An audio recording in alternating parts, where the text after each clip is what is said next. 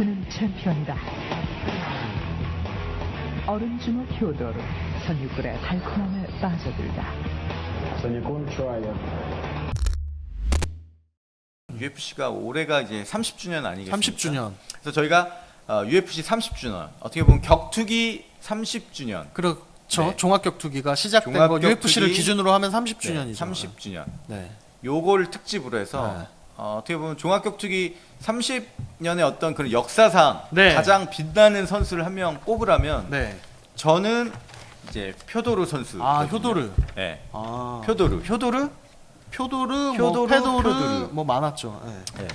그래서 이번에는 좀 인덱스 MMA에서 특집으로 네, 네. 아, 특집으로요? 네, 특집. 아하. 인물 뭐 탐구 특집으로 네. 저희가 표도르 편을 네. 좀 준비를 아하. 했습니다. 그래서 어떻게 보면 이 표도르 같은 경우는 활동한 지가 좀 어떻게 보면 옛날이라고 해야 되나요? 오래됐죠. 오래됐기 오래됐죠. 때문에 저희가 또 전문가를 한번 아, 모셨습니다. 전문가를 또 예. 모셨나요? MMA 아. 근현대 네, 정말 오랫동안 깊이 음. 연구하신 분이거든요. 아. 거의 뭐 격투기계의 설민석 같은 아. 예, 어떤 설민석 그분 논란 있지 않았나요? 논란이 있었지만 일단 네. 어떤 역사에 대해서 이야기하는 민병철? 민병철 MMA계의 민병철? 민병철 고마저씨? 저 잘 모르겠어요. 전화영어. 고마저씨 전화영어 예전에 있었잖아요. 네. 하여튼 뭐 말씀하시죠. 네. 그 네. 뭐 역사 MMA 역사 학자라고 아하. 네, 그분을- 하겠습니다. 네. 네, 그분을 제가 모셔서 한번 모셔보시죠. 네. 들어와 주세요. 아, 여기 있습니다. 네. 네.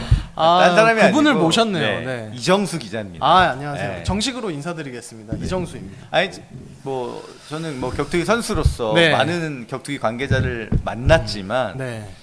어떻게 보면 이 격투기 뒷담화부터 네. 또 오래된 정말 옛 이야기 그 핫한 이슈까지 제일 많이 아는 분이 저는 이정수 기자가 잘해. 아닌가. 잘해. 네. 잘 알아. 네. 잘 알아. 잘 안다고 생각합니다. 네. 진짜 이정수 기자가. 그래서 이번 인물 탐구 네. 특집은 네. 표도르 편으로 네. 또 이정수 기자와 함께 네. 한번 만들어 보려고 하는데 네. 우리 표도르 선수의 등장부터 한번 좀 썰을 좀 처음부터 풀어야죠. 네. 왜냐면 이제 이 효도르 네. 정말 이 푸근한 인상, 그쵸.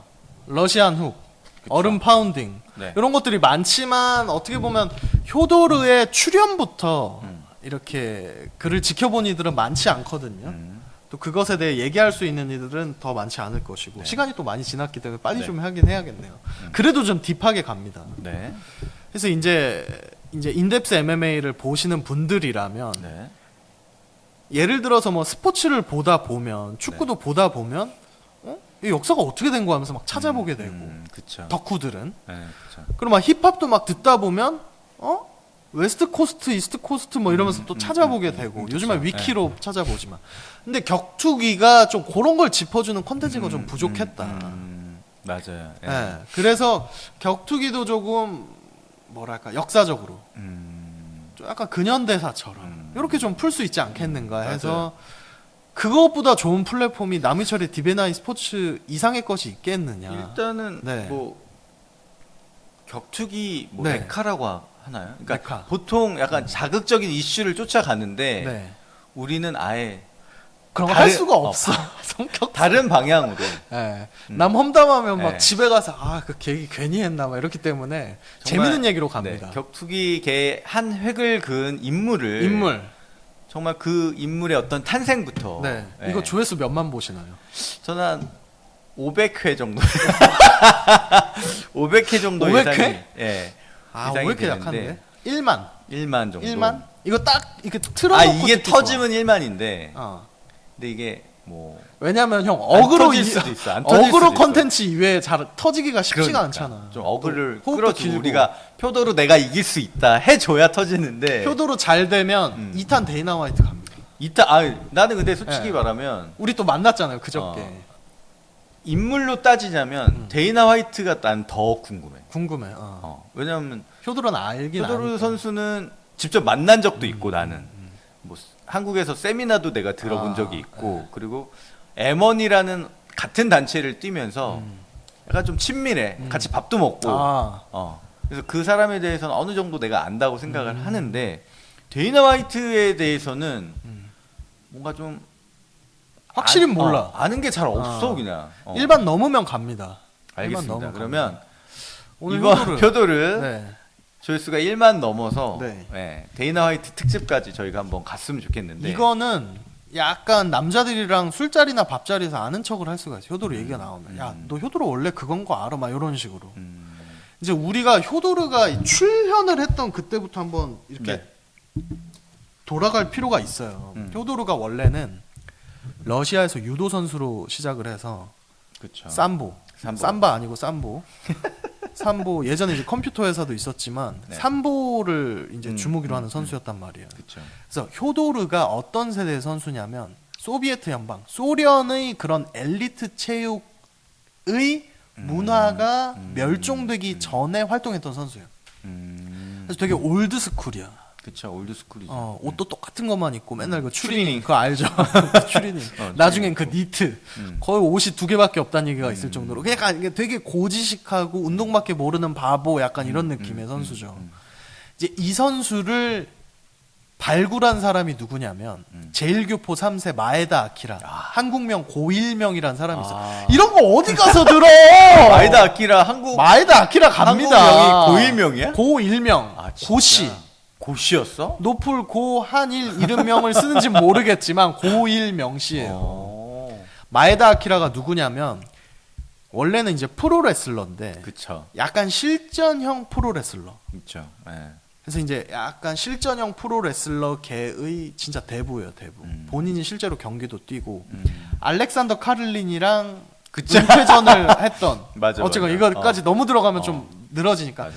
이분이 이 아저씨가 가지고 있던 게 뭐냐면 실제로 보면 거인이에요. 진짜 거인. 최무배 관장님만. 그쵸. 네. 그래서 이 사람이 링스라는 격투기 대회를 만들어요. 맞아요. 네. 이 대회가 뭐냐면 약간 진또배기들만 있는 대회. 그러니까 2000년대, 1990년대 후반에 완전히 그 전성기를 이뤘었는데 여기서 이제 링스라는 대회 출신 선수가 누가 있냐면 댄 앤더슨, 댄 앤더슨, 노게이라. 노게이라, 네. 효도르, 네. 히카르도 아로나, 랜디 커투어도 뛰었었고 맞아요. 발렌타인 오버림, 그러니까 알리스타 오버림 네, 형 형, 발렌틴 네. 오버림 뭐 말도 안 돼. 그러니까 헤나토 어떻게 보면 바발로 소브라. 링스가 그 프라이드의 어떤 시초 같은 프라이드랑 나중에 사이가 안 좋아졌죠. 왜냐면 링스에서 키워놓은 선수를 특 A급 선수들을 네. 프라이드가 일로 온나 해가지고 아, 다 데리고 오는 약간 약간 뺏어가는 그런 느낌. 느낌인가? 약간 그런 느낌이 있죠. 링스가 약간 그러니까 진또배기들만 모여 있어서 그 길버트 아이블 뭐 이런 선수들, 세미 쉴트 뭐 다 킹 오브 킹스야. 세미 쉴트까지 맞아. 킹 오브 킹스 요런 이름으로 했어요. 근데 누구도 거기 토를 안 달아. 이게 최고라는 거에 토를 안 달아. 이 대회. 어쨌건 그런 대회가 있었는데 거기를 통해서 발굴이 된 선수예요. 거기서 이제 활발하게 활동을 했어. 아로나, 히카르도 아로나, 헤나토 바발루 요런 선수들, 브라질 선수들을 잡는 러시아 선수들이 나온 거야. 러시아 선수가 나온 거야. 근데 이때가 2000년대 초반, 1900년대 후반이었거든요, 형. 90년대 후반. 근데 이때 지형도를 볼 필요가 있어. 지금이야 하빕이 나와서 러시아 MMA 하면 막 거의 애기들한테 곶감이랑 하빕이랑 거의 뭐 호랑이한테는 곶감, 애기들한테는 하빕, 거의 선수들한테는 하빕 거의 그 수준. 다게스탄 하면 막 선수들이 자다가 다게스탄 이러면서 일어나고 거의 그렇잖아. 근데 그때 러시아 MMA는 이 느낌이 아니었어요. 뭐냐면 러시아 선수들이 삼보가 그 당시에는 유도보다는 그 테이크다운이 약하고 주짓수보단 서브미션이 약한 어중간한 약간 포지션이었어. 뭐 그때 이 선수들이. 복장 자체도 어떻게 보면 하이브리드잖아. 위에 도구? 네. 그러다 보니까 그러니까 그러던 시대라서 러시아 선수들은 그 당시에 솔직히 얘기하면 전 되게 싫어하는 표현이긴 하지만 약간 떡밥 재물 이런 느낌이었어. 프라이드에서. 프라이드 나오면 러시아에서 챔피언을 했대. 근데 기대감이 하나도 없는 거야. 러시아 애들 나왔네. 뭐 네덜란드 킥복서들한테 막 뭐 알리스타 오브레임이 막 러시아에서 잘하던 애 막 바디니킥으로 막 하면서 가고 막 주짓수 하는 애들한테 꺾이고 미국 레슬러들한테 넘어가고 약간 요런 포지션이었어. 그러던 중에 이제 하나 더 짚어야 되는 게 그 당시에 또 저는 이제 고딩이었죠. 고딩 때 와 노게이라 뭐야 인간이야 막 이럴 때인데 러시아 애들은 약간 그런 포지션의 선수들이 그러던 중에 이제 그때는 격투기 대회를 어떻게 확인을 했냐면 지금은 막 바로 인스타에 뜨잖아요. 그렇죠. 그때는 일본 프라이드 대회가 열리면 그 한미르라는 그 번역기 사이트가 있어. 거기에 그 일본의 니칸 스포츠 요런 거를 번역기 주소를 넣으면 그 번역기가 번역을 해줘. 경기는 거의 한 달 있다가 볼 수 있고 불법 비디오 테이프 녹화본이 돌아야지 볼 수 있고 그때는 이제 결과만 스포를 알고 보는 거야. 결과를. 그래서 이제 프라이드 10일을 한다. 그때 프라이드가 1년에 3-4번 할 때예요. 프라이드는 참고로 일본의 UFC 같은 전설적 대회인데 그쵸. 그땐 UFC보다 컸어. 이제 프라이드 대회가 열리면 그렇게 하는 거야. 프라이드 오늘 하네? 그럼 막 5시부터 나는 그 고딩 때 막 쿰척쿰척 소리 여기 막 겨드랑이에 땀 탁 차서 막 안경은 안 썼지만 저도 다 파워호입니다 여러분. 새로 고침 계속 하는 거야. 그러면서 1경기 이렇게 됐네? 계속 2경기 이렇게 됐네? 그러면 거기 막 라운드별로 막 번역이 엉망이야.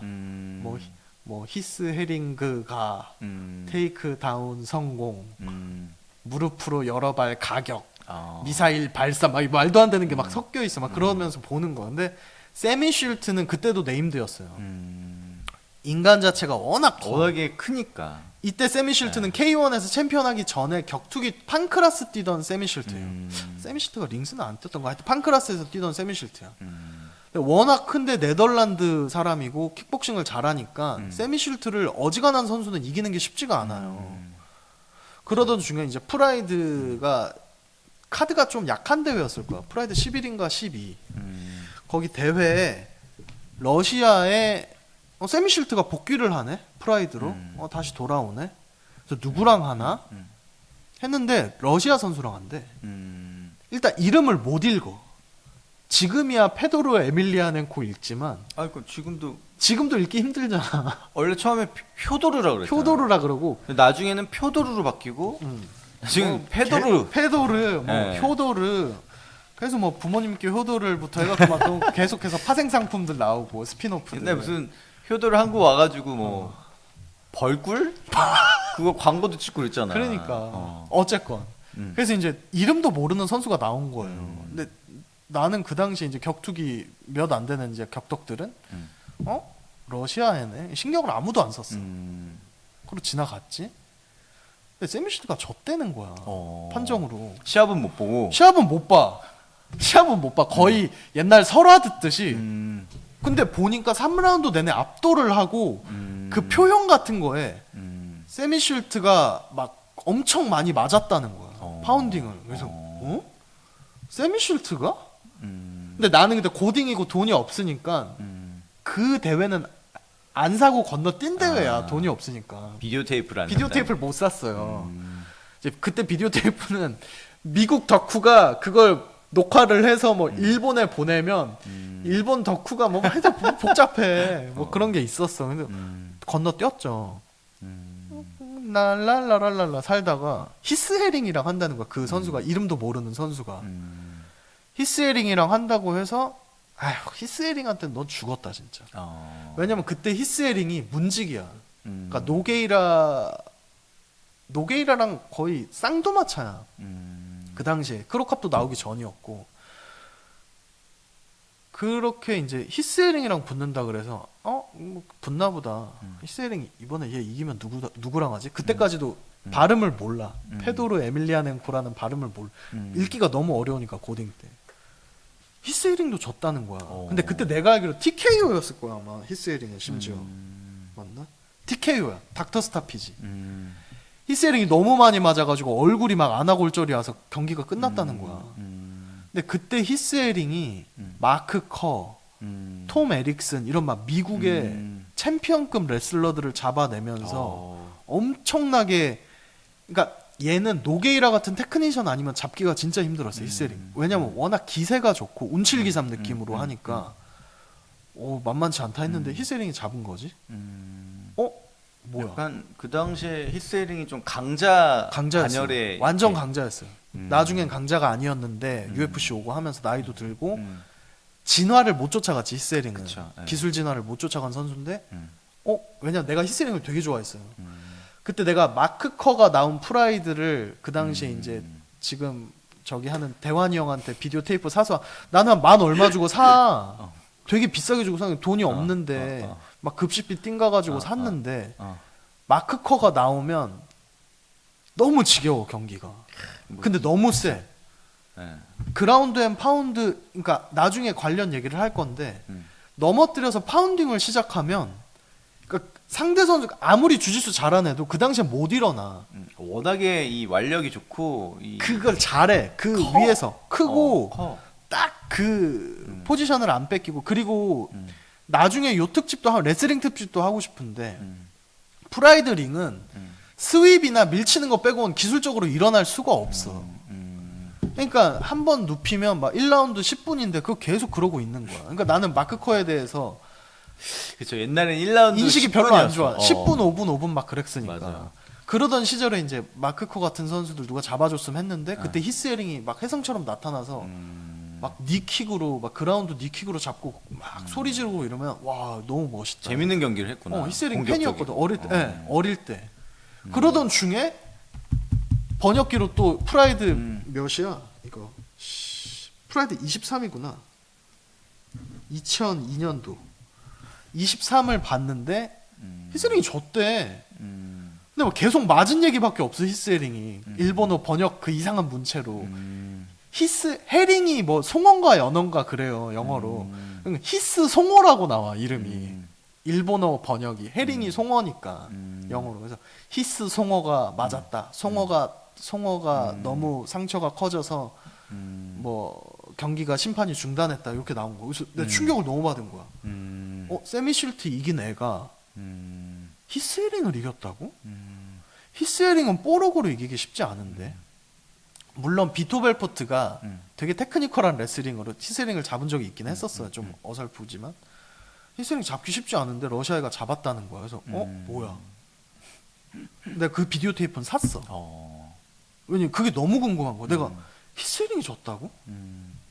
보니까 고3 때네. 수능 공부해야 될 때 그 쇼를 하고 있어. 나는 샀어.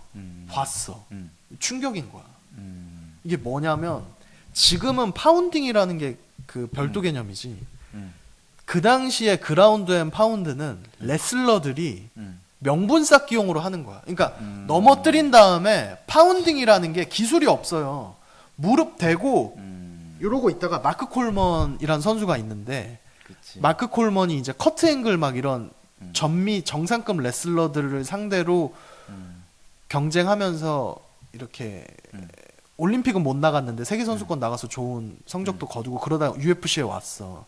그래서 GMP야. 그라운드 앤 파운드. 약간 랩처럼 라임이지. 그라운드 앤 파운드에서 그라운드 가서 파운드 두들긴다야. 그러니까 넘어뜨리고 이제 그라운드에서 별 의미 없이. 예. 근데 그때 당시에는 어떤 그 파운딩 이런 기술 체계가 별로 없어. 안 잡혀 있으니까 아예 없을 사실은 이제 좀 눌러놓고 눌러놓고 때리는 척. 때리는 말하자면 거의 예, 그런 어떻게 거. 보면 이제 심판이 계속 액션 하고. 안 그러면 이제 스탠딩을 맞아요. 예. 다시 하니까 뭔가 그런 느낌이 강했죠. 그렇죠. 예, 그 맞아요. 그라운드 앤 파운드의 창시자가 마크 콜먼이에요.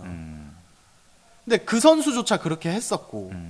그래서 나는 그 당시 모든 사람은 그라운드 앤 파운드는 그냥 파운딩이라는 게 별도 기술이 아니야.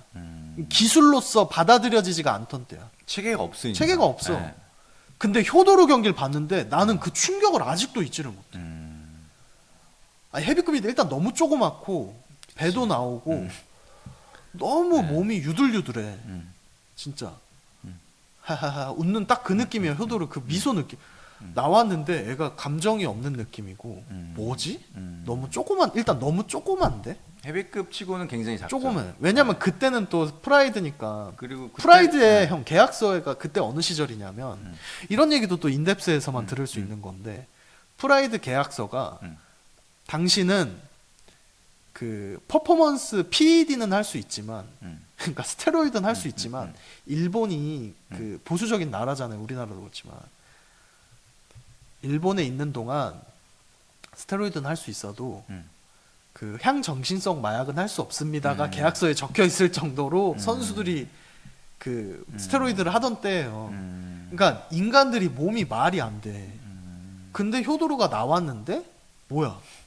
팔다리가 얇고 배가 좀 나왔죠. 나와 그러니까 있고 근육형 근육이 얼굴이 진짜. 그러니까 근육형 몸매가 아닌 어. 거죠. 네. 그리고 그때 뭐 캐틀벨 이런 것도 없던 때인데 영상 보면 맨날 캐틀벨 들고 이상한 거 하고 있고 그래서 뭐지 막 그러니까 하던 때 어떻게 보면 고정관념이라고 해야 되나? 맞아. 예전에 우리가 가지고 있는 맞아요. 그 강한 남자, 어. 떤 격투기 선수의 이미지는 막 근육이 있고 어. 막 얼굴이 엄청 그쵸. 이렇게 좀 막 흉터도 있고 어, 험악하게 생기고 네, 막 막 이런 승모근 이미지였는데 이만한- 근데 그때 나왔는데 이름도 발음하기 힘들어.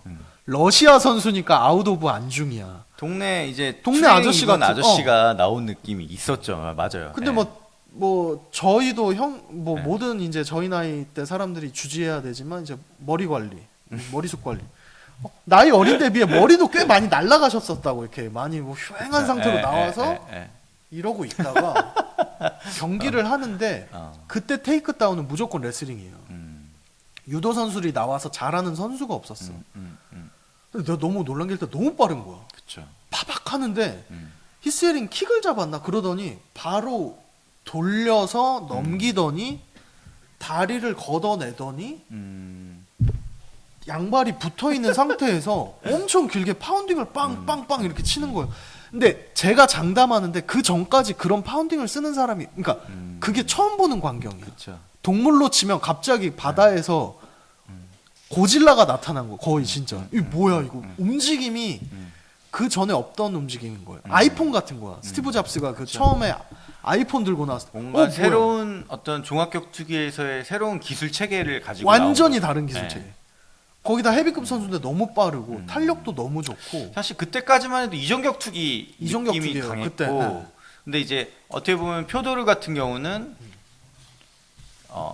종합격투기에 가까운 그런 그쵸. 전략을 가지고 그쵸. 나온 거죠. 네. 근데 그때는 우리가 다 놀랐는데 그렇게까지 천재인 줄 몰랐는데 지금 돌이켜보면 말도 안 되는 천재였던 거죠. 완전히 없던 게임. 그리고 그때는 약간 뭐가 있었냐면 지금은 컨비네이션 자체를 뭐 잽 주고 클린치하고 이런 식으로 연습하는데 그때는 복싱 따로, 킥복싱 따로, 테이크다운 따로, 점유 그러니까 포지션 점유 따로 막 다 그런 느낌인데 효도르는 연결된 느낌? 오버훅을 날려서 가까이 가서 붙은 다음에 업어버 할 때 톡 해서 넘겨버린 다음에 바로 파운딩 치고 이런 게 너무 충격적이었던 거죠. 일단 경기 자체가 그 헤비급 선수들의 시합이 좀 지루한 면이 좀 있어요. 조금 맞아요. 뭐 느리고 그리고 체력적인 소모도 빨라서 라운드 후반 가면 좀 움직임도 이제 많이 둔해지는데 표도르는 일단 시합이 너무 재밌어요. 너무 재밌지. 굉장히 빠르고 헤비급이지만 어떤 경량급에서 다이나믹하고, 볼 수 있는 그런 움직임들을 보여주고 그리고 아무래도 좀 덩치 큰 상대적으로 작은 선수들이 이기는 그림이 좀 재밌잖아요. 그렇죠. 예. 그런 어떤 쾌감을 줬던 선수고 이제 이후에 히스에링 잡으면서 이제 노게이라랑 하게 된 거예요. 근데 그때까지도 나는 그 비디오 테이프를 봤음에도 네. 아이 노게이라한테는 안 왜냐면 노게이라도 그때 혁신적인 선수였어요. 그렇죠. 헤비급 선수가 예.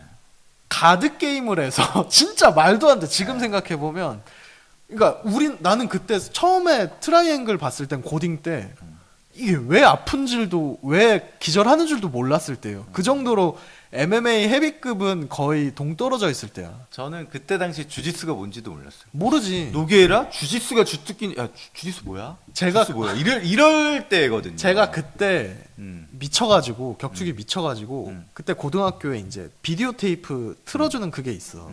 그 시청각 텔레비전 그때 비디오 시절이니까. 그럼 내가 애들한테 설명을 해. 야 이런 게 있다. 프라이드라는 게 있고 그때는 이종격투기라고 하고 아마 종합격투기란 말도 안 썼고 이종격투기 시절이죠. 예. 뭐 NHB 막 명칭도 달랐을 텐데 내가 설명을 하니까 애들이 계속 이정수 저 또 개소리 한다고 그러고 있었을 텐데 내가 테이프를 가져왔어. 근데 노게이라가 막 밑에서 다리를 막 팔을 꺾는 거 안 봐, 가드 한 발 하니까 애들이 아 저거 쇼라고 저거 아프지도 않는데 저거 왜 항복하냐고 막 그럴 때인데 노게이라는 그때 보면 헤비급 선수인데 이제 이거는 거의 호이스 그레이시가 처음 나왔을 때 충격처럼 그러니까 선수들이 알고 당하는 거예요. 하빔 레슬링처럼. 그러니까 헤비급 레슬러들은 지금까지는 주짓수를 이해할 필요가 없었어. 주짓수 처음 나온 이후에는 자기들이 개비기를 하면 완력으로 찌그러뜨릴 수가 있으니까. 노게이라가 나와서 마크 콜먼 잡고 게리 군리지 잡고 너무너무 쉽게 잡는 거야. 다 서브미션으로 다 서브미션으로 말도 안 되게. 와 뭐지? 거기다 복싱도 좋아. 히스에링이랑 잡으면 막 가져 놀다가 복싱으로 막 때리다가 서브미션하고. 그러니까 사람들이 와 노게이라는 그때는 거의 넘사였어요. 노게이라가 진 거야. 졌어요. 졌어. 네. 그때 진짜 충격이었어. 노게이라가 지는 게 가능해? 거의 그 수준.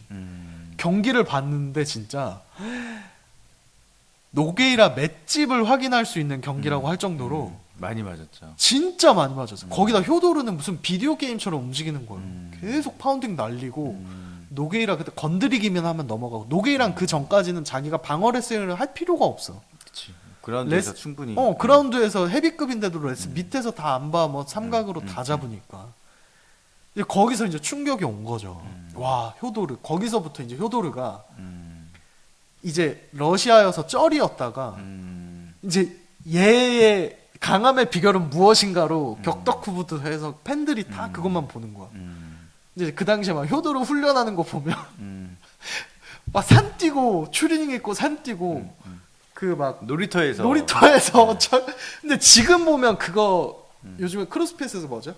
그 버터플라이 친업. 네, 뭐 지금으로 치면 그거를 겁나 하고 캐틀벨 막 미친 듯이 하고 놀이터에서 막 복싱 이거 하고 막 말도 안 돼. 그러니까 그때 2000년대 초반에 한국의 격투기 기술 수준은 진짜 참혹했거든. 그쵸. 선수들이 팀테크에 가면 다 그거 따라하고 있는 거야 사람들이. 그 코맹맹이 이거 돌고 하고 이런 거 있잖아. 코끼리코 막 돌고 코끼리코를 어지러울 때 섀도우하고 많이 했었죠. 아니 물론 그거 유효한 훈련이라고 보는데 지금 생각하면 그러니까 그때까 2000년대 초중반까지 종합격투기에 뭐가 돌았냐면 옛날 트레이닝 방법 이거 다 버려야 된다. 근데 효도르가 맨날 산 뛰고 있고 그러니까 사람들이 다 그것만 또 하고 그러던 시절이 왔던 거죠. 그때 당시에 그 지금의 이제 그 팀메드 이제 관장님이 되신 이상수 선수가 그때 당시에 맞아. 효도르 전성 선수가 이제 뭐 삼보도 하고 유도도 하고 그리고 표도르 러시아에 넘어가서 표도르 팀에서 같이 훈련을 했는데 매일 오전에 10km를 뛴대요. 근데 물론 이제 경량급 선수들 다 뛸 수 있어. 근데 헤비급 선수가 10km를 뛰는데 그게 속도가 느린 속도가 아니래. 그리고 자기가 너무 힘든데 자기가 못 쫓아가면 길을 잃으니까 그러니까 러시아 막 광야 러시아에 불곰이 있거든. 그러니까 광야 같은 데를 뛰는 거야. 산에 불곰이 있거든. 그러니까 무서워가지고 어찌 됐든 계속 쫓아가다 보니까 그렇게 한 달이 지났는데 나중에 자기도 괜찮더래. 그래서 이상수 선수가 러시아 훈련을 갔다 오고 나서는 약간 그 표도르 특유의 어떤 스텝이 있어요. 그 쪼가 생겼어. 약간 헤비급인데 엄청 스텝 많이 뛰고 빠른 그게 있거든요. 그러더니 이상수 선수가 이제 해외 진출해서도 잘했어. 약간 그런 스타일로 그 후에 이상수 선수 진짜 항상 잘했지만 로만젠소프 막 헤비급에서 잡고 진짜 잘했어. 그래서 우리나라를 대표하는 격투기 선수가 됐었죠. 그때 당시. 그러다가 이제 효도르가 난관이 한번 닥쳐요. 효도르가 그냥 다 잡았어 사람들을. 근데 그때 누가 나왔냐? 크로캅이 나와. 근데 크로캅 나오기 전에 이미 이제 그 표도르는 60억 분의 1이다. 60억 분의 1이다. 그러니까 지구에서 제일 강한 지구인. 프라이드에서 그 캐치프레이즈를 기가 막히게 했죠. 아직도 그게 이제 말하자면 그 뭐랄까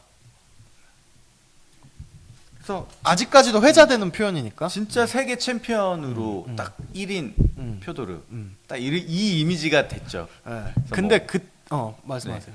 마지막 황제. 마지막 황제, 라스트 엠퍼러. 네. 그래서 이제 기자들은 그때 당시 막 옛날에 엠파이트 이런 거 할 때 막 국립국어원 알아보고 해서 얘를 효도르로 해야 돼, 표도르로 해야 돼 하다가 뭐 어느 순간 효도르로 내가 알기론 아니 뭐 효도르 미국에선 페이돌이라고 하고 뭐. 효도르로 시작해서 나중에 표도르로 바뀌었어. 아 표도르로 바뀌나요? 아. 효도르는 기사 쓸 때마다 찾아봐야 돼. 얘를 어떻게 할 건지. 뭐 어쨌든 그것보다 이제 크로캅이 나온 거야. 근데 크로캅이 그 당시에 미친 사람이었어요. 크로캅의 카리스마는 진짜 벌벌 떠는 수준. 선수들이 와 피하고 싶다.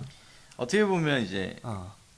뭐 주짓수나 네. 뭐 이런 서브미션, 그라운드에 대한 그래플링에 대한 이해도가 좀 떨어지는 사람들이 떨어지는데. 봤을 때는 막 왼발 하이킥으로 막 애들을 그냥 선수들을 막 보내니까. 그쵸 막 확인 사살하고 실신시키고 나서. 그러니까 되게 그림 자체가 좀 충격적이죠. 임팩트가 강하고.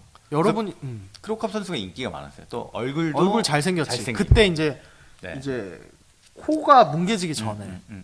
뭐 우리는 이제 네. 코봉캅이라고 했는데 뭐 그때는 진짜 그 눈매부터 날카로움이. 크로캅이 왜 크로캅이 이름이 원래 미르코 필로포비치예요. 그렇죠. 네. 근데 일본에서 크로캅이라고 붙인 거 왜냐면 크로아티아에서 특수경찰 맞아요. 한간에 진짜 뭐 사람을 죽였다는 얘기도 있고 어, 뭐 하여튼 그런 네. 거니까 미르코 크로캅이 이름이 된 거지. 원래 그 특수경찰 출신. 음, 그러니까 인간이 보면 날이 너무 서 있어. 음, 그러니까 옆에 가면 진짜 부딪혀도 빌 것 같은 느낌? 히스링 잡고 막 다 잡고 이제 한 명만 남은 거죠, 효도르. 와, 근데 스타일상 효도르가 테이크다운이 좋긴 한데 타격에서 혼란시킨 틈을 타서 하는 테이크다운이라 크로캅을 못 넘길 수도 있겠다. 이런 얘기가 많았어요. 왜냐면 그렇죠. 크로캅이 그때 진짜 테이크다운 방어가 거의 미쳤었어. 약간 그 크로캅도 그 경기 스타일 자체가 전략이 스트라이킹 앤뭐 스프롤 앤 네. 브롤 뭐 네, 그런 식으로 맞아. 자기가 어떤 태클이나 어떤 그런 레슬링, 네. 뭐 테이크다운 방어를 잘 미쳤어. 하면서 그 빈틈에서 나오는 타격. 네. 네. 그때 크로캅은 자유형 태클로 넘기는 건 불가능하다였어. 마크 콜먼 죽었죠. 그러니까 케빈 랜들맨 죽었지. 하단 태클 들어가다가 론 이제, 워터맨 죽었지. 예, 킥이나 어. 뭐 니킥에 맞아서 이렇게 KO로 지는 그런 그림들을 많이 봤기 때문에. 그리고 프라이드가 링이기 때문에 지금 옥타곤처럼 링에 물어넣고 막 이렇게 힘 빼고 이런 것도 안 돼요. 클린치 게임도 안 되고 그 링은 어쨌건 스프롤하기가 어떻게 보면 더 좋다고 볼 수도 있거든. 그렇죠. 일단 다리가 뒤로 링 바깥으로, 빠지니까. 예, 빠지면 다시 나갈 수도 시작되고. 있기 때문에. 예. 그러니까 그때 레슬러들 그래플러들이 크로캅이랑 붙으면 붙기도 전에 언게 보일 정도였으니까 그 탑급 선수들이 와 그래서 효도르도 어떻게 될지 모른다 했는데 솔직히 나는 예상했어. 효도르가 타격을 할 것 같은 거야. 근데 그게 그때 크로캅을 상대로 타격을 한다는 건 약간 자기 장염 걸렸는데 엄마 저녁에 불닭볶음면 끓여주세요. 거의 그 수준이야. 말이 안 돼. 크로캅 타격은 진짜 그때 보면 와 어떻게 보면 약점을 파고 들어야 되는데 약점이 없어. 약점이 이제 진짜 하이킥 맞으면 그 조로건이 한 말 있잖아요. 뭐 오른발 킥 맞으면 병원이고 왼발 킥 맞으면 공동묘지다 약간 그런 거 있잖아. 진짜 그게 어색하지 않을 크로캅이었는데 효도르랑 붙게 된 거지. 와 근데 효도르가 진짜 타격으로 압박을 하는 거야 크로캅을. 그러니까 크로캅이 당황을 엄청 한 거예요. 아, 난 이 매치 자체를 사실은 엄청 막 형 그때 엄청 기다렸어. 시청률이 어마어마했고 엄청 그때 기다렸어. 크로캅 효도르가 둘 다 외국 선수고 종합격투기가 인기가 진짜 지금보다 훨씬 적을 때인데 CJ에서 그게 난리가 났잖아. 아 그리고 예능에서도 효도르 크로캅 경기한다는 얘기를 할 정도였어 그때. 아니 표도르는 또 실제로 무한도전에도 나왔잖아. 그렇지, 그렇지. 그러니까는 그때 당시에 뭐 격투기를 우리나라 사람들이 그렇게 쉽게 접할 수 있는 스포츠는 아니었는데 크로캅은 알고 표도르는 또 알았어. 그러니까 그래가지고 난리가 그 났지. 경기 할 때 체육관 사람들이 맞아. 다 체육관에 모여가지고 그때 막 CJ XTM에서 할 때인데 맞아요. 그 CGV에서 단체 관람하고 맞아. 막 그랬었어. 맞아. 대환이 형 거기 가서 막 자 시작합니다 막 이런 거 하고 그 정도였지. 뚜껑을 열었는데 와 효도르가 그러니까 효도르가 그때까지 또 뭐가 있었냐면 일본 선수 상대적으로 좀 약한 선수들 상대로 전적 쌓아준다 그런 얘기가 있었어요. 그러다 효도르가 크로캅 그 당시 최고 효도존자 붙었는데 타격으로 압박을 하는 거야. 근데 알겠지만 크로캅이 거리가 나와야 좀 잘 싸우는 스타일이고 그리고 또 압박받으면 좀 당황하는 스타일이잖아요. 크로캅이 이제 은퇴 전에는 역전하는 모습을 보여줬는데 그 전까지 크로캅에 대한 인상이 크로캅은 압도는 하지만 역전은 못하는 선수다 이게 있었거든. 근데 그 경기에서도 그게 나온 거지. 효도르가 펀치로 압박을 하니까 크로캅이 계속 몰리는 거야. 그러니까 표도르가 사실은 뭔가 넘어뜨리기 위해서 막무가내로 붙는 한다고, 그림들을 생각했었는데 생각을 했었지. 근데 그렇게 아니었어. 뭔가 와 그때 충격은 완성된 진짜. 타격의 맞아. 모습으로 네. 상대를 압박하고 그때 당시에 그 표도르가 타격을 잘하는 그래플러. 그러니까 그렇지. MMA 그러니까 그렇지. 이종격 투기에서 가장 맞아. 강한 형태는 맞아. 표도르인데 표도르가 굳이 치면 그래플러야. 네, 그래플러지만 타격을 잘하는 그래플러기 때문에 얘가 강자고 그치. 챔피언이었다. 그치. 뭐 이렇게 그런 느낌이었는데 해설을 했었는데 그 정도로 잘할 줄은 몰랐죠. 그렇지 아무도 몰랐지. 네, 그리고 제가 알기로는 또 네덜란드로 넘어가서 킥복싱 훈련들을 맞아, 많이 킥복싱 했다고. 훈련도 했었어. 네, 맞아. 또 소개 영상에도 그렇게 네, 나왔고. 맞아요. 그리고 그때 효도르가 그 경기 보면 그 전까지 안 보여주던 그 맞아요. 방어법이 그거 알죠 이거. 갑자기 그 무에타이 스타일 방어를 하고 나고 그때 크로캅이 미들킥 하이킥이 다 맞아요. 세니까 진짜 무슨 무협지처럼 선수가 경기 앞두고 신기술을 한다는 게 되게 어렵잖아. 그렇죠. 근데 갑자기 그렇게 큰 경기를 앞두고. 경기 초반부터 안 보여주던 디펜스를 하는 거야.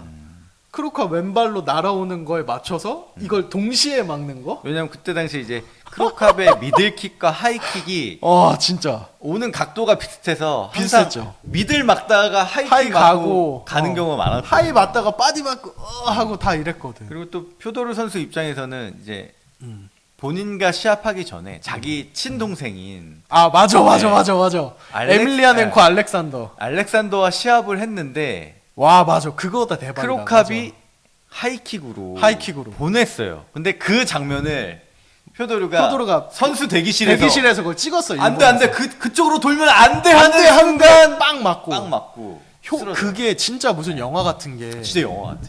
효도르가 거기서 러시아어로 욕을 했대요. 그러니까 그 효도르가 지금은 동생이랑 사이 진짜 안 좋은 걸로 아는데 동생 완전 뭐 망나니처럼 돼서 효도르가 거기서 러시아 말로 막 육두문자를 막 했다 그러 혼잣말로. 그리고 크로아티아와 좀 러시아의 어떤 그런 게 좀 있으려나? 국가 간의 어떤 그것까지 보이지 않는 뭔가 있을까요? 그런 감정이 있을 수도 있을 것 그렇지, 같아요. 그렇지.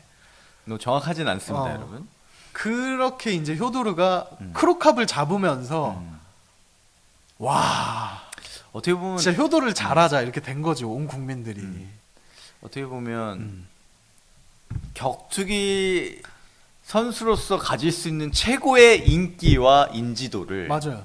얻었죠. 예. 그러니까 나는 그때는 효도르가 특별한지 몰랐어. 왜냐면 격투기 본 지 한 10년 안 됐을 때니까. 지금 보니까 효도르는 진짜 특별한 선수였어. 나는 이런 선수들이 앞으로도 계속 나오고 계속 있어 왔는 줄 알았는데 그 전성기 때 효도르는 지금 보면 너무 특별한 선수야. 어떻게 보면 우리가 이제 격투 IQ라고 하잖아요. 맞아. 예. 그러니까 얘는 천재야. 그쵸 거의 진짜 천재. 예, 천재급으로 봐야 되고 그러니까 모든 면이 완벽한 선수였어. 그때 당시에 상대 선수에게 맞춰서 전략을 짜고 그렇죠. 또 새로운 기술을 받아들이고 그리고 기존에 없던 그런 무술 체계를 만들어서 맞아. 그걸 종합격투기 안에서 써먹었으니까 그때는 또 이전격투기 때니까 더 새로웠었죠. 그때 막 예. 효도르가 왔을 때 예. 사람들이 음. 못 받아들이는 게 음. 너무 빠르고 음. 탄력도 좋고 음. 보면 그러니까 스트렝스 자체는 탑급 선수에 비해 약해도 폭발력이 있고 그러니까 이게 이해가 안 가는 거야. 그래서 한국에 왔을 때 그 무슨 스포츠 의학 이런 데 불렀어요. 아, 그래? 지금 이교덕, 정성욱 기자 이런 분들이 거의 데리고 갔어. 그래서 특집 기사를 만들었어. 근데 거기 결과가 와 피지컬이 너무 좋다고 나온 거지. 막 그런 전설이 많아. 그때 막 이판이랑 같이 롤러코스터 타고 그 진짜 웃겨지는 거. 아, 그렇죠. 진짜 희한해. 그 예전 플레이보이 모델 하시던 그 이판이 그분이랑 막 머리띠 끼고 아, 나 지금 생각나는데 에버랜드 가서 롤러코스터 타고 막 진짜 벌꿀 광고 찍고 보성이 형이랑 김보성 맞아. 영화도 찍었는데 맞아. 그 영화가 정말 사람한다의 네, 비밀인가? 예. 하여튼 약간 표도르 선수가 친한 어떤 그렇죠. 그런 한국- 격투기 선수 이미지도 있고 한국에서도 많이 좋아했어요. 네. 예. 그래서 이제 전성기 얘기는 많이들 아실 것 같고 이제 뭐 지금은 얼마 전에 은퇴를 했죠. 벨라토르에서 올해- 은퇴를 했죠. 그렇죠. 올해 그- 은퇴를. 네. 근데 확실히 은퇴 경기가 맞나요? 그게? 근데 또 효도르 특성상 네. 효도르도 제가 보기엔 완전히 중독이거든요. 음. 그래서 다시 돌아올 수도 있을 것 같아요. 지금 76이니까 나이는 많은데. 근데 여기서 조금 재밌는 얘기가 이제 마무리를 하면서 격투기 팬들이 되게 아쉬워하는 게 UFC에 왜 안 왔나? 그거 궁금하지 않아요? 아 그때 뭐 데이나 화이트도 그렇고 우리 표도를 언제든지 우리는 준비가 되어 있다. 네, 그리고 그때 당시에 이제 랜디 커투어가 UFC를 대표하는 헤비급 선수였기 때문에 뭔가 둘의 대결, 미국과 러시아의 대결, 맞아. 약간 UFC와 프라이드의 대결, 약간 요런 그 대결 구도로 해서 그쵸. 이제 팬분들은 엄청 많이 기대를 했어요. 그때 당시에. 맞아요. 이게 브록 레스너, 랜디 커투어 네. 두 선수랑 이루어지지 않은 인연이 있는데 일단 랜디 커투어는 뭐냐면 랜디 커투어 하면 이제 전설적 선수. 그렇죠. 그러니까 격투기 역사에서 미국 선수 하면 그렇죠. 탑5 안에 떠오를 선수인데 캡틴 아메리카. 네. 그 선수가 UFC를 떠난 이유 중 하나가 자기 효도르랑 붙어보고 싶은데 이거 못 붙게 하니까 어플릭션으로 간다 뭐 그런 얘기도 했었고 맞아. 결국 못 뛰었지만 그때 그런 얘기 어플릭션이 했었어. 있었어. 어플릭션 있었잖아. 아 맞아. 효도르가 미국에 와서 팀 실비아 이런 선수랑 했는데 다 어플릭션에서 뛰었지. 어플릭션이 뭐냐면 티셔츠 브랜드인데 UFC에도 스폰서하고 격투기 컬처를 바탕으로 컸던 약간 바이커 느낌의 티셔츠 브랜드가 그렇죠. 대회를 2000년대 중후반에 돈을 미친 듯이 버니까 대회를 열어버린 거지. 그렇죠. 근데 그때도 UFC가 거의 초죽음을 만들어놨고 그 대회를. 근데 어쨌건 그런 게 하나 있고 하나 더는 뭐가 있냐면 UFC가 대단한 게 UFC는 최고의 선수는 무조건 데려오려고 하거든요. 데이나 화이트가 또 퍼티타 형제가 효도르 쪽이랑 교섭을 되게 많이 했고 UFC는 절대 본인들과 적대적 관계에 있는 선수들을 본인들의 공식 프로그램에서 언급이나 보여주는 거나 하질 않아요. 근데 그렇죠. 상대 내가 선수를 띄워줄 필요가 없지. 필요가 우리 없어. 선수가 언급조차 아니니까. 안 해. 없는 그렇죠. 사람 취급하는데 제가 아직도 기억나는 게 UFC 카운트다운에 갑자기 효도르를 언급을 하는 거야. 어느 날. 그래서 내가 덕후 입장에서 그러니까 나는 그거를 스스로 알고 있었지. UFC는 자기들이랑 관련이 없거나 잠재적 계약을 할 선수가 아니면 언급을 안 하는데 근데 보다가 깜짝 놀랐어. 갑자기 뭐 브록 레스너가 누구 얘기하다가 이 선수 같은 경우는 효도르와도 맞붙었습니다. 이런 멘트가 하나 나오는 거야. 그래서 나 그때 뭔가 이상하다. 뭐지? UFC랑 뭔가 진행되나? 근데 그때 UFC 그러니까 효도르가 같이 하던 사람이 M1 회장 바딤이라는 사람이 맞아, 있는데 바디. 그 사람이 사업가인데 UFC랑 공동 개최하자 그러고 지분 맞아. 달라고 그러다가 맞아, 날라갔어. 맞아. 근데 내가 알기로는 UFC가 가장 최종 오퍼가 뭐였냐면 데이나 화이트 말에 따르면 요즘 몇 년 지나니까 데이나 화이트가 말을 하는데 파이트 머니로 유례 없는 액수였고 페이퍼뷰 보너스도 말도 안 되는 액수였고 브록 레스너랑 텍사스의 달라스 카우보이스라는 NFL 팀이 있는데 거기 홈구장에서 맞붙는 걸로 계약이 막바지까지 갔었대. 그게 됐으면 진짜 미국 대 러시아 되는 거지. 러시아에서 온 미지의 어떤 그런 얼음 인간이 미국의 컨츄리보이 브록 레스너 레슬러 출신의 선수랑 텍사스의 가장 큰 풋볼 스타디움에서 경기를 치른다가 성사 직전까지 갔는데 결국은 안 됐다 그러더라고. 결국은 안 됐어. 그랬죠.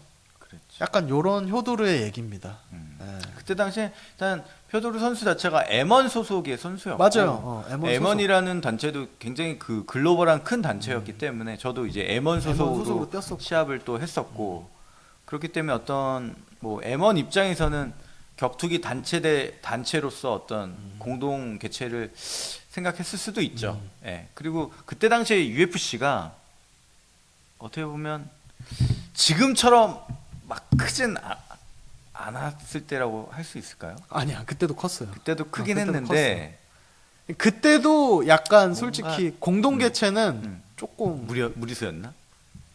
근데 왜냐면 그때 저는 M1도 굉장히 큰 단체라고 생각을 크긴 했거든요. 컸어요. 네, 그 유럽 쪽에선 되게 컸었어. 효도로 그때가 제일 컸었고.